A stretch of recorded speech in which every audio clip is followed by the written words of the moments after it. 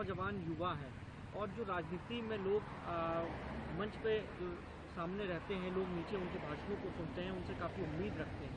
कैसे आप जिस राज्य से मैं आती हूँ, मोदी जी के राज्य से, गुजरात, और गुजरात मॉडल के नाम पर ही ये भाजपा की सरकार 2014 में आई थी। अब क्या ये गुजरात मॉडल आप शोकेस करने की कोशिश कर रहे हैं देश को?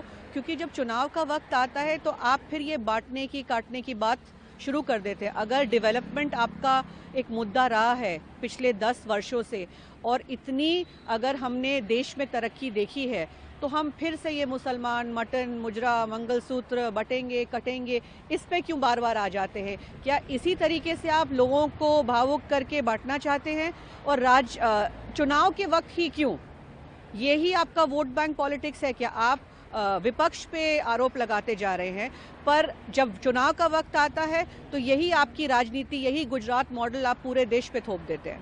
मैम, प्रहलाद जोशी ने अटला हाउस मामले में आंसू बहाते थे, जहां एक आतंकवादी मारा गया था। सोनिया गांधी ने उस आतंकवादी के आंसू बहाए।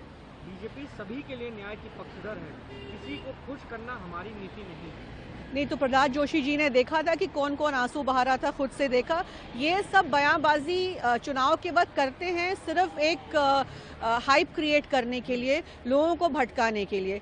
तो इन सब चीज़ों पे ध्यान देना नहीं चाहिए। लोगों को बहुत ही साफ उससे देखना चाहिए कि कौन आपके लिए और आपकी ज़मीन के लिए ठीक है, और उस हिसाब से वोट करना चाहिए। झारखंड में माटी रोड चुनाव किया जा रहा है लगातार।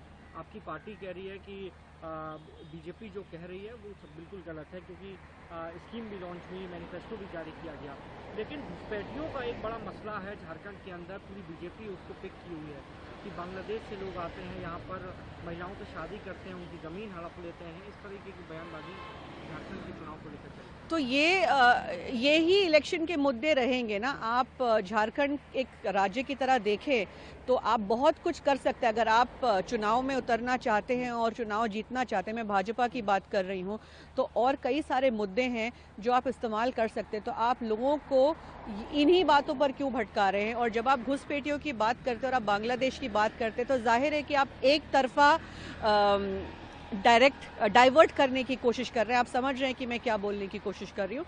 तो ये सब गलत है और इस वक्त ये होना नहीं चाहिए। आपको सिर्फ और सिर्फ लोगों के हित में सोचना चाहिए और लोगों को आम जिंदगी में क्या चाहिए। मैं फिर कहूँगी, रोटी कपड़ा मकान, इस देश के ज़्यादातर जनता को इसी की ज़रूरत है और आपको इससे भटकना नहीं चाहिए।